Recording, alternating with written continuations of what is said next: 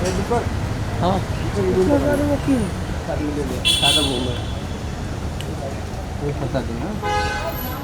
Side में करना, एकदम पूरा इधर मत करना भाई आज बहुत चिल्लाएंगे लगता है भाई, बहुत बड़ा है ये होगा है ना। किसे इतने लोग औरत लोग के साथ में मतलब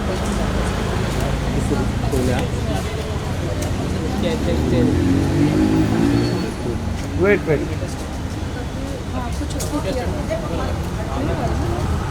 तो उसने भी कुछ बोला नहीं है, बीच में बंद हो गई। मैंने उसको जब बोला कि मैं लीगल जाने वाली हूँ, उसने स्टेटमेंट देने बंद कर दिया। कुछ स्टेटमेंट उसने दिया ना गलत क्या।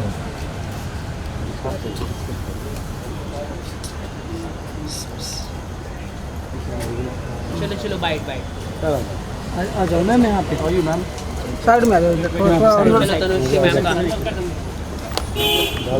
का बहुत सारी धाराएं लगी हैं बेस्ड ऑन मल्टीपल वीडियोस। तो सारे एफआईआर की प्रक्रिया शुरू हो गई है और अलग अलग वीडियोस में अलग अलग जो उसने स्टेटमेंट्स फॉल्स एलिगेशंस लगाए हैं, outraging women's modesty, humiliating statements जो उसने किए हैं, तो सारी चीज़ों पे अलग अलग धाराएं हैं। वो सारा अभी प्रोसेस स्टेटमेंट स्टार्ट हो गया है। साथ ही मुंबई पुलिस क्या एक्शन लेने वाली है राखी सावंत के खिलाफ? They will take action, I am very confident, क्योंकि मैंने एक बैकग्राउंड भी दिया है कि ये मुद्दा कब से शुरू हुआ था। 2008 से शुरू हुआ था, जब राखी की मुझसे दिक्कत होनी शुरू हो गई थी, जब हॉर्नो के प्लीज़ में राखी को रिप्लेस करके मुझे लिया गया था और फिर मेरे साथ कंट्रोवर्सी करके प्रोड्यूसर्स ने वापस राखी को लिया। तो उसमें प्रोड्यूसर्स की एक चाल थी कि मेरे नाम पे पब्लिसिटी करके, शायद उनकी पहले से प्लानिंग थी कि राखी को ही लेंगे, लेकिन उन्होंने पहले राखी को रिप्लेस किया मेरे से और उसके बाद मेरे साथ कंट्रोवर्सी करके वापस राखी को गाने में लिया और मेरे सारे चेक्स उन्होंने बाउंस कर दिया। मेरे शूटिंग से पहले ही मेरा एक चेक बाउंस हो गया था। मतलब उनकी सोची समझी साजिश थी, ये कंट्रोवर्सी करेंगे, हंगामा करेंगे ताकि ये सब हो जाए, पब्लिसिटी मिल जाए। मैं ये कहना चाहूँगी कि इस तरह के गलत काम करने ही नहीं चाहिए प्रोड्यूसर्स को, क्योंकि अगर मैं गाना कर लेती, वो गाना रिलीज़ हो गया होता, मैं उस वक्त मेरा एक नाम था, मैंने अच्छी अच्छी फिल्में की थी, मेरी आशिक बनाया बहुत बड़ी हिट हुई थी और दूसरे भी गाने फिल्में हिट हुई थी। अगर वो गाना रिलीज़ हो गया होता तो मुझे भी आगे काम मिलता और प्रोड्यूसर्स को भी फ़ायदा होता। वो पिक्चर रिलीज़ हो जाती, वो पिक्चर आज तक रिलीज़ नहीं हुई है। इस पिक्चर की वजह से मुझे इतना इमोशनल ट्रॉमा, इतना कुछ मुझे झेलना पड़ा।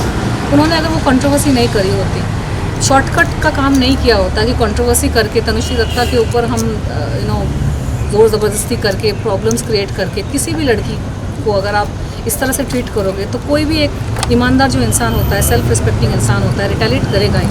आप किसी को परेशान कर रहे हो, वो चुपचाप कैसे कोई कुछ चीज़ें ना सहनशीलता के बाहर होती हैं और कुछ आदमी ऐसे होते हैं जिनकी हरकतें आप नहीं झेल सकते। और नाना पाटेकर की रेपुटेशन हमेशा से ऐसी रही है। उसकी एक सिर्फ मैं नहीं, बहुत सारी हीरोइंस के साथ उसके प्रॉब्लम्स हुए हैं। बहुत सारी एक्ट्रेसेस ने इंटरव्यूज़ में कुछ ना कुछ उसके बारे में बोला है और उसने अपनी छवि बनाई है कि मैं बहुत अच्छा इंसान हूँ क्योंकि मैं समाज सेवा करता हूँ। कोई प्रूफ नहीं है समाज सेवा का, सिर्फ प्रेस कॉन्फ्रेंसेस है कि समाज सेवा करते हैं। आप प्रूफ दिखा के आप बोलिए कि आपने सच में क्या समाज सेवा की है। और दूसरी चीज़, अच्छा आदमी वो होता है जो अपने परिवार के साथ रहे। हीरोइनों के साथ लिंकअप करके हीरोइनों के साथ अफेयर करने अच्छा आदमी के लक्षण नहीं होते हैं। ये बात दुनिया को पता है, ये बात पूरी मीडिया में फैली हुई है कि नाना पाटेकर के अपने खुद के फैमिली के साथ संबंध ठीक नहीं है। वो अपनी खुद की बीवी और बेटे के साथ नहीं रहते। उसने अपने बेटे को भी इंडस्ट्री में कोई सपोर्ट नहीं दिया है। अच्छा आदमी के लक्षण वो होते हैं जो अपनी बीवी के साथ, एक ही बीवी के साथ जिससे उसने शादी की है, वो शादी निभाए। बीवी बेवा की जैसे रह रही है और हीरोइनों के साथ अफेयर्स की खबरें हर जगह, आर्टिकल आप निकालोगे ऑनलाइन तो ये हीरोइन वो हीरोइन, वो अच्छे आदमी के लक्षण नहीं है। तो ये पब्लिक में उसने अपनी इमेज बनाई है कि मैं अच्छा आदमी हूँ और ये तनुश्री दत्ता मेरे पे एलिगेशंस लगा रही है, वो सरासर झूठ है। अच्छा आदमी अपने परिवार के साथ रहता है, अपने बेटे बेटियों के लिए वो जान तक देने को राज़ी रहता है। इंडस्ट्री के जो हीरो हैं, प्रोड्यूसर है, वो अपने बेटों के लिए, बेटियों के लिए क्या कुछ नहीं करते हैं और इसने अपने बेटे के लिए क्या किया है। अच्छा आदमी की डेफिनेशन वो होती है। तो इसके आसपास और इसका तो नाना पाटेकर का भाई मन्या सुर्वे था, सबको पता है। मुंबई का बहुत ही खतरनाक गैंगस्टर मन्या सुर्वे, ये बात मुझे रिसेंटली पता चली। 2-2.5 साल से मेरे ऊपर अजीब अजीब चीज़ें हो रही थी। असैसिनेशन अटेम्प्ट हुआ, मेरी गाड़ी के ब्रेक फेल किए गए, एक्सीडेंट हुआ, मेरे खाने में क्या मिला के पता नहीं क्या करने की कोशिश हो रही थी। मुझे समझ ही नहीं आ रहा था मेरे साथ हो क्या रहा है 2018 के बाद, खासकर जब मैंने वो प्रेस कॉन्फ्रेंस में सवाल पूछे नाम फाउंडेशन के ऊपर कि ये फाउंडेशन करती क्या है। इसके नाम पे तो डंका बजता है ना, नाना पाटेकर समाज सेवा करते। कौन सी समाज सेवा की है? गांव को अडॉप्ट किया, उस गांव में जाके देखिए अडॉप्शन में क्या हुआ है। मैं सवाल को संविधान ने दिया है हर किसी को हक। जिस संस्था को टैक्स फ्री स्टेटस का ओहदा मिला है कि NGOs वगैरह पे टैक्स नहीं लगता, उन पे स्क्रूटनी भी नहीं होती, NGOs पे इंक्वायरी नहीं होती कि आपके पैसे कहाँ से आ रहे हैं, कितना आप खर्च कर रहे हो। तो एक संविधान ने एक सिटीजन को तो हक दिया है सवाल पूछने का कि आप इतने पैसे आप ले रहे हो तो कहाँ खर्च हो रहे हैं, आप प्रूफ दिखाइए। किसी गाँव में ऑफिस खोल के रखा है नाम फाउंडेशन का, मुंबई में भी होता तो कोई जाके ऑफिस में पूछ सकता है कि आप अपना काम दिखाइए। मैंने सवाल पूछा, उसके बाद मेरे ऊपर ये सारी घटनाएँ घटनी शुरू हो गई। तो अच्छा आदमी वो नहीं होता जो डंके की चोट पर सीना ठोक के बोले कि अरे मन्या सुर्वे तो मेरा भाई था। नाना पाटेकर के यूट्यूब में वीडियोस है जिसमें उसने एक गैंगस्टर के साथ अपने खुद के रिलेशंस एक्सेप्ट किए हैं। तो ये अच्छे आदमी होने के लक्षण है। अच्छे आदमी होने के लक्षण क्या ये है कि आप अपनी बीवी को छोड़कर हीरोइनों के साथ आपकी अफेयर और लिंकअप की खबरें आती हैं। अच्छा आदमी होने के क्या ये लक्षण है कि आप अपने बेटे को आप इंडस्ट्री में खड़ा नहीं कर पाए हैं, आपके पास इतना पैसा है, इतना पॉलिटिशियंस के साथ उठना बैठना है आपका, आप खुद ही बोल रहे हैं कि आपका इतना बड़ा नाम है, हालांकि पिक्चर पिट जाती है आपकी सारी। हॉर्न के प्लीज़ पिक्चर डब्बे में बंद थी 2.5 साल तक, उसी की वजह से मुझे हायर किया गया था। रिसेंटली वैक्सीन वार आई, ऐसी बुरी तरह से रिसेंटली पिटी है। पहली बात तो उसका बजट 10 करोड़ भी था कि नहीं मुझे नहीं पता, लेकिन अगर 10 करोड़ भी था, 10 करोड़ की पिक्चर 10 करोड़ रिकवर नहीं कर पाई तो काहे के बड़े स्टार, काहे के बड़े आदमी। आप इतना हवा दिखा रहे हो ये दिखाने के लिए कि तनुश्री दत्ता बहुत छोटी है। मैं ठीक है, मैं छोटी हूँ लेकिन मैं ईमानदार हूँ। मैं अपने आप को बहुत बड़ा संत महात्मा दिखाने की कोशिश नहीं करी। मैंने अपने आप को, अपने परिवार को खड़ा किया है। मैं अपने परिवार के लिए कमिटेड रही, उनको खड़ा करके ही मैं अपना संन्यास जो भी मैं कर रही हूँ। आपने क्या किया अपने परिवार के लिए? अच्छा इंसान होने के लक्षण वही है कि अरे बाहर की आप चैरिटी क्या कर रहे हो, इस गांव को अडॉप्ट किया। अरे आपके घर में चैरिटी बिगिंस एट होम। अपने घर के लोगों के लिए आपने क्या किया है और गांव में किया भी है कि नहीं किसी को नहीं पता। ये किया वो किया, किसने? ढूंढो जाके सच में किया है कि नहीं। और सवाल पूछने पर मेरे पर ये सारे अत्याचार शुरू हो गए, एक्सीडेंट हो गया, क्या कुछ नहीं हुआ। तो पब्लिक को ये जानने की बहुत ज़्यादा ज़रूरत है। ये मीडिया के ज़माने में कोई कुछ भी बोल सकता है। अच्छा आदमी लड़कियों पे हमला नहीं करवाता। जैसे कि आपने मन्या सुर्वे का नाम लिया, कोई धमकी वगैरह आ रही है आपको गैंगस्टर से? मुझे ऐसे नाम लेकर तो कोई धमकियाँ नहीं आई, लेकिन पिछले 2.5 साल में मेरे साथ ऐसी अजीब अजीब घटनाएं घटी है कि आप मतलब और 2 घंटे निकल जाएंगे इस सब। तो मैं ब्रीफ में बहुत ही संक्षिप्त में मैं इंडिविजुअल इंटरव्यूज़ में इसका वर्णन कर सकती हूँ। लेकिन उज्जैन में 2 बार मेरे ऑटो जो वेटिंग में था उसके ब्रेक और क्लच फेल किए गए। एक बार मेरा एक्सीडेंट हो गया बहुत बुरी तरीके से, बहुत खून बहा। एक मेड को मेरे घर पे मैंने रखा था जो कुछ उसके अजीब से कॉन्टैक्ट्स थे, बहुत सारे झूठ वूठ बोल के आई थी। उसने मेरे खाने पानी में कुछ मिला दी थी जिसकी वजह से मेरी तबीयत बहुत मतलब मरने जैसी हालत हो गई थी। वो एक घटना घटी। फिर एक बार मुझे किसी जगह पे धोखे से ले जाने की कोशिश की गई और वहाँ ले जाके मेरे साथ पता नहीं क्या करते हैं, लेकिन वो मैं समझ गई कि सेटअप है, सुपारी है, तो मैं वहाँ से हट के निकल गई। सारी चीज़ें अलग अलग फ़ोन कॉल्स आना, धोखे से मुझे इम्पर्सनेशन करके मुझे फंसाने की कोशिश करना, मुझे पागल प्रूफ करने की कोशिश करना, कमेंट्स करके, वीडियोस बना के, आर्टिकल्स छपवा के कि ये, क्योंकि मैं अध्यात्म से जुड़ी हूँ तो मेरी जीवन शैली नॉर्मल इंसान से अलग है। जो अध्यात्म से जुड़ा है उसका मार्ग ही अलग है। मैं मीडिया में इसलिए हूँ क्योंकि मैं यहाँ पे कल्याण करना चाहती हूँ और मीडिया मेरा फील्ड है। तो अलग अलग चीज़ों से मुझे प्रूफ करने की कोशिश कर रहे थे कि ये, ताकि जब मेरा मर्डर हो तो ये सुसाइड प्रूफ कर सके। खाने में चीज़ें मिला दी ताकि जब मर्डर हो तो ये प्रूफ कर सके कि अरे ये तो बीमारी से मर गई या हार्ट अटैक से मर गई। एक हेल्दी इंसान को अगर आप गलत दवाइयाँ मिला के खिला दोगे ना तो इंसान ऐसे ही मर जाएगा। तो ये सारी चीज़ें मेरे साथ हुई, लेकिन भगवान है ना, वो इन शैतानों से कहीं बड़ा है। और जिसने भगवान ने डिसाइड करके रखा है कि ये तो जिंदा रहेगी, तो कोई मेरा कुछ बिगाड़ नहीं सकता। तो अब मैं एक्शन, एक तो मुद्दा शुरू हुआ है राखी का, वो उसी मुद्दे से कनेक्टेड है क्योंकि मीटू मूवमेंट के टाइम पे FIR दर्ज हो गया है ना राखी सावंत के ऊपर? वही प्रक्रिया चल रही है, वही प्रक्रिया चल रही है। अच्छा मैम, फाइनली मैम आप मानती हैं कि जो भी जितने भी अटैक्स हुए आप पे, जो भी आरोप लगाया है, जैसे कि आर्टिकल्स की बात करें तो सभी नाना पाटेकर के थ्रू कराया गया, क्योंकि कहीं ना कहीं उन्हीं का नाम आ रहा है आपके? मेरे और तो कोई दुश्मन है नहीं, मैं वैसी तो हूँ नहीं राखी सावंत के जैसे कि हर साल किसी नए इंसान को लेकर उस पर एलिगेशन लगाना शुरू कर दूँ। मुझ में उतना संयम है और क्लैरिटी है। मैंने इतनी सारी पिक्चरें की। कभी आप लोगों ने सुना कि मेरे किसी सेट पे झगड़े हुए हैं? कभी आप लोगों ने सुना कि किसी हीरो के साथ मेरी फाइट हुई या किसी हीरोइन के साथ मेरी फाइट हुई? मैंने 16 फिल्में करी हैं, मेरी फिल्में हिट गई है। मैंने 8 साल में जब की काम की, मैंने हंड्रेड्स ऑफ स्टेज शोज़ किए हैं, मैंने इवेंट्स किए, ब्रांड्स का काम किया। कभी आपने सुना कि कहीं मेरी झड़प हुई, मेरी कहीं फाइट हुई?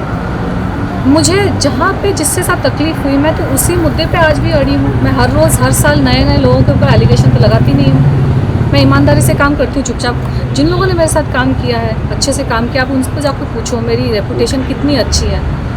इस नाना पाटेकर ने, इस राखी सावंत ने मेरी रेपुटेशन की धज्जियाँ उड़ा दी ना। मुझे यहाँ काम चैन से काम करने दिया।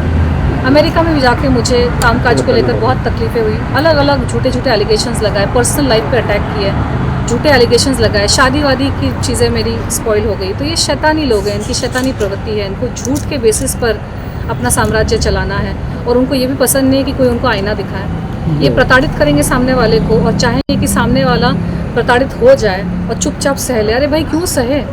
भगवान ने पैदा किया है, धरती पे लाया है, ईमानदारी से अपनी रोटी कमाती हूँ, किसी के बाप का नहीं खाती मैं। मुझे चैन से जीने दो, मुझे चैन से काम करने दो, बस यही मेरी इच्छा है। न मेरी कोई एम्बिशन थी कि मैं कोई महारानी बन जाऊँ।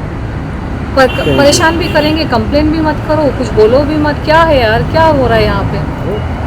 अच्छा तनुश्री मैम, एकाएक क्या बात हो गई जो कि 4 साल के बाद तनुश्री दत्ता जाग गई और कंप्लेन करने आ गई? इसके पहले क्यों नहीं कंप्लेन की नाना पाटेकर के खिलाफ इस तरह की? नहीं, जागने की बात नहीं है। नाना पाटेकर के खिलाफ तो 2018 में ही कंप्लेन में दर्ज हो गई थी। तो ये नाना पाटेकर को लेकर, मूवी को लेकर, हाँ, ये जो कंप्लेन जो है ये राखी सावंत पे नहीं, राखी सावंत का ये कंप्लेन है। नाना पाटेकर का कंप्लेन 2008 में भी दर्ज हुआ था FIR, जिसमें पुलिस ने कार्यवाही की नहीं थी और पुलिस ने उसको ठीक से किया नहीं था। इसे 2018 में वापस से मैंने उस चीज़ को किया और वहाँ पे भी प्रेशर में आके बहुत मेरे विटनेसेस को डराया धमकाया गया और विटनेसेस को यहाँ वहाँ किया गया। राखी सावंत का जो मामला था 2018 में मेरी तबीयत बहुत बिगड़ चुकी थी मीटू मूवमेंट के टाइम पे, क्योंकि इतना मुझ पे एक साइकोलॉजिकल प्रेशर आ रहा था और मुझे US वापस भी जाना था, क्योंकि यहाँ से तो लोगों ने परेशान किया, तो वहाँ पे मेरा काम वाम था, मुझे वापस जाना था। तो अब जब मैं वापस आई हूँ और अब मेरे पास वक्त है, क्योंकि आप समझ सकते हैं कि मुझे तो देखने वाला कोई नहीं है ना, मेरे आगे पीछे कोई नहीं है मुझे देखने वाला, तो मुझे तो अपनी रोजी रोटी कमानी पड़ेगी ना। मैं यहाँ बैठी रहूँ, ये सब कोर्ट कचहरी के चक्कर करती रहूँ, मुझे काम यहाँ रहने नहीं दोगे, यहाँ जीने नहीं दोगे, यहाँ काम नहीं करने दोगे। भाई मैं जहाँ पे हूँ वहाँ पे तो मैं काम करूँ, कुछ करूँ, अपना जीवन का आगे बढ़ाने की कोशिश करूँ। तो हमेशा पॉसिबल नहीं होता है कि हर चीज़ को तुरंत कर देना। और राखी सावंत जैसी जो लोग होते हैं वो जितनी गंदगी कर देते हैं ना, सामने वाला इंसान इतना धक्के से शॉक हो जाता है कि सामर्थ्य आपका टूट जाता है कि आप डील कैसे करें। अभी तो मैं वीडियोस देखने को मजबूर हो गई हूँ, क्योंकि FIR के लिए पूरा डिटेल देख कर आपको सेकंड बाय सेकंड बहुत वो करना पड़ता है। मैं 2 दिन पहले भी मैं रो रही थी कि कोई इंसान आके इस तरह के एलिगेशन लगा के सारी ज़िंदगी यार ईमानदारी से काम किया, इससे अच्छा तो बेईमानी हो जाता है। क्यों ईमानदार रहे कोई इस देश में? क्यों कोई तरीके से रहे? जब चोर उच्चकों को इज्जत देते हैं, चोर उच्चकों के सामने दुनिया अगर झुकती है, झूठे लोगों का बोलबाला है, कोई भी आके कुछ भी करके चला जाएगा, तो हम क्यों ईमानदार रहे? हम भी झूठे बन जाते हैं, हम भी बेईमान बन जाते हैं, हम भी चोर उच्चके बन जाते हैं, हम भी डकैत बन जाते हैं। और उस तरह के लोगों को ही संविधान प्रोटेक्ट करेगा। मंत्री महोदय का मंत्री लोगों के साथ उठना बैठना, सारे गुंडे चोर मवाली, और जो ईमानदार इंसान होता है तो ईमानदारी से मेहनत में मजदूरी कर रहा होता है। क्या करे इंसान बताओ? और फिर अगर एक वक्त भी आता है कि चलो फ्री है अभी अब कर सकते हैं, तो अब सवाल पूछते कि अभी क्यों? अरे कब करें? इंसान में जब क्षमता होगी, जब समय होगा अपने काम काज को छोड़ के, तभी इंसान एक्शन लेगा ना। Thank you ma'am. Thank you. Deepak Deepak Deepak पकड़ पकड़ अरे सब लोग एक और चीज़ है 2018 में मेरे ऊपर इतना प्रेशर था ना, साइकोलॉजिकल प्रेशर, सारी चीज़ों का प्रेशर, इतना बड़ा मूवमेंट हो रहा था, मुझे उस वक्त राखी से नहीं भिड़ना था। आप वीडियोस को देखो, इतना उसने गंद मचाया, उसकी अग्रेशन जो है ना, मैं मैच नहीं कर सकती। मुझ में वैसी वाली अग्रेशन है ही नहीं। मैंने तो प्रेस कॉन्फ्रेंस से पूछा भी था, कौन सा घोड़ा पीती है बहन, मेरे को बता दे। इतना लड़ने की जो उसमें अग्रेशन है, हर रोज ओशिवारा पुलिस थाने में आके पुलिस कितने उसके हर साल हस्बैंड को जेल भिजवाना, ये कैसे करती है? मैं कैसे कम्पीट करूं यार ऐसे लोगों के साथ? ये जो शैतानी और जो दैत्य वाली जो शक्तियां हैं ना, मुझे शायद थोड़ी और कुछ साधना करनी पड़ेगी इन लोगों से लड़ने के लिए, शक्ति प्राप्त करने के लिए। मैं अभी कुछ दिन पहले भगवान से बोली थी कि अब मुझे ना शक्ति दो, लड़ने के लिए शक्ति दो, मैं थक जाती हूँ। तो हफ्ते भर पहले मैंने प्रेस कॉन्फ्रेंसेस किए, इंटरव्यूज किए, मैं पिछले एक हफ्ता पूरा मैं थकी हुई थी, बीमार हो गई थी, थोड़ा सा उठ नहीं पा रही थी, ज़्यादा शक्ति नहीं थी। मैंने अपना कुछ किया, अपनी साधना शुरू की, अब थोड़ा सा एनर्जी आया है, FIR करना है तो ये मैं कर रही हूँ, ये प्रक्रिया इसकी है, करनी पड़ेगी। मैं चाहती हूँ कि इस तरह के लोगों को पब्लिक लेवल देना बंद कर दे, क्योंकि पब्लिक उनको जाने देती है, इनकी कॉमेडी में आ जाती है, लेकिन कॉमेडी की आड़ में आप किसी की ज़िंदगी खराब कर रहे हो, ये सही नहीं है। इंसान इंसानियत छोड़ देगा, अपनी ईमानदारी छोड़ देगा जब यंग जनरेशन देखेगी ना कि इस तरह के लोग कुछ भी करके निकल जाते हैं, ये सही नहीं है। अच्छा, क्या क्या कंप्लेंट्स में क्या क्या चार्जेस लगेंगे? देखिए, अनुसूची के बारे में मीडिया में, न्यूज चैनल में जो जो बोला गया है, उनके बारे में अभद्र भाषा में जो अश्लील जो वक्तव्य किया गया है, उसके बारे में हमने शिकायत दर्ज की है। उसकी अभी सब प्रक्रिया चालू है। अभी हम सारा डिटेल अभी डिस्क्लोज नहीं कर सकते, क्या क्या हो रहा है क्या नहीं हो रहा है। सारे वीडियोज वगैरह हमने आज जमा किए, इसका पंचनामा हो चुका है वीडियोज का, और सारे वीडियोज हमने पुलिस को जमा किया है। अभी प्रक्रिया चालू है, अभी जारी है, कल तक जारी रहेगी, और कल आपको इसके बारे में फाइनल जो FIR के बारे में कल आपको जानकारी मिल जाएगी। मैं एक बात कहना चाहती हूँ, बहुत सारे लोग ना मेरे पे एलिगेशन लगाते हैं, मीडिया पब्लिसिटी। मेरा करियर इतना अच्छा चल रहा था ना 2008 इंसिडेंट के पहले कि मुझे कोई मीडिया पब्लिसिटी की जरूरत नहीं थी। ये शैतानी लोग आके हम जैसे लोगों को परेशान करते हैं अपनी मीडिया पब्लिसिटी करने के लिए, फिर हम पे उल्टा एलिगेशन लगाते हैं, उल्टा चोर पेट्रोल को डांटे कि आप कर रहे हो पब्लिसिटी के लिए। किसी इंसान को क्या हक नहीं है अपनी हक की लड़ाई लड़ने का? आप कुछ भी मुझे बोल के चले जाओगे, आप कैसे भी मेरे साथ बर्ताव करके चले जाओगे, मैं रिटेलिएट नहीं कर सकती हूँ। और जब कोई रिटेलिएट करेगा तो उस पर उल्टा एलिगेशन लगाओ कि मीडिया पब्लिसिटी। मुझे ज़रूरत है मीडिया पब्लिसिटी की, मैं काम कर लूँगी ना, स्क्रीन पे आ जाऊँगी, वो 10,000 कंट्रोवर्सीज के ज़्यादा उससे मुझे पब्लिसिटी मिलेगी। अगर वो भानु के पीछे गाना उन्होंने मुझे शूट करने दिया होता सुकून से, शांति से, बिना परेशान किए हुए, उस गाने से मुझे ज़्यादा पब्लिसिटी मिलती है, उस गाने से मुझे आगे भी काम मिलता। तो क्या कोई इंसान अपने ऊपर ये सारी अत्याचार होने देगा? पब्लिसिटी क्या? राखी सावंत और मेरा सर बहुत अलग है, मुझे लीड रोल्स मिल जाते हैं, मुझे गाने मेरे हिट हैं, मुझे काम मिला, मैं मिस इंडिया हूँ, मुझे नहीं ज़रूरत है सड़क पर आके पब्लिसिटी की। मेरी एनर्जी नहीं होती है ये सब कोर्ट कचहरी ये सब करने के लिए, लेकिन करना पड़ रहा है अपने हक के लिए। क्योंकि आज इस राखी सावंत को अगर मैंने छोड़ दिया ना तो सबको लगेगा कि अरे तनुश्री तो इजी टारगेट है, उसको आप कुछ भी करके निकल जाओगे। थोड़ी परेशानी तो होनी चाहिए सामने वाले को। अगर आपने मुझे परेशान किया है, क्योंकि मुझे तो और भी जीना है ना, और भी काम करना है, और कुछ करना है, करना पड़ता है अपने आप को बचाने के लिए। आपको लड़ना पड़ता है। मुझे लड़ना बिल्कुल पसंद नहीं है, मैं बचपन से ऐसी हूँ, मुझे लड़ना पसंद नहीं, मुझे दोस्त आवाज़ में बात करना पसंद नहीं है, तू मैं पसंद नहीं है। लेकिन इन शैतानों ने, इन महिषासुरों ने मुझे फोर्स कर दिया है कि मैं लड़ूं। मुझे अपने आप को उठाना पड़ता है कि आज मुझे चाहिए शक्ति, मुझे करना पड़ेगा। आप नहीं समझ रहे, पब्लिसिटी का कुछ है ही नहीं, तो पब्लिक को बताना जरूरी है। पब्लिक को ना बताए तो लोगों को लगा कुछ नहीं कर रही है। So chicken and egg situation करे तो क्या करे इंसान। Thank you.